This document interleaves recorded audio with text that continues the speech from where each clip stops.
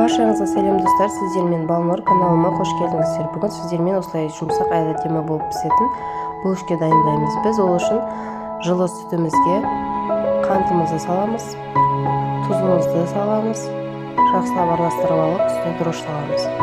Дрожжымызды да жақсылап араластырамыз.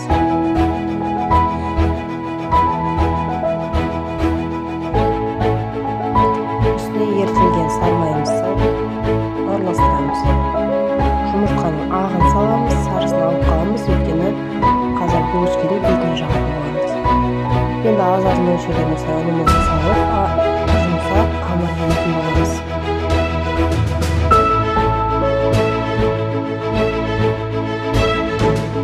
Қамырымыз қатты болып қалмау керек, міне осындай жұмсақ болу керек.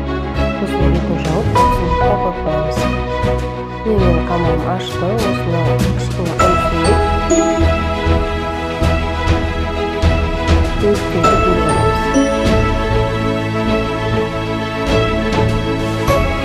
Өткізімізді бөлгелеп қылып, бұтысқа салып,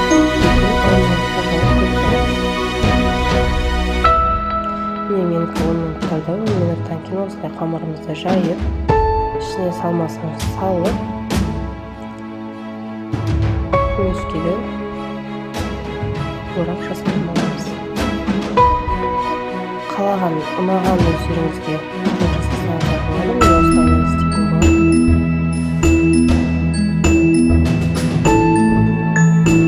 Булочка өте жұмсақ, нәзік болып шығады. Егер менің видеом ұнап жатса, лайк басып тіркеліп кетіңіздер және қандай рецептер күтесіздер комментарийға қалдырамыз. Мен барлық булочкаларды осылай істеп шығамын. Пешті алдын ала 180 градуста қыздырып қоямыз.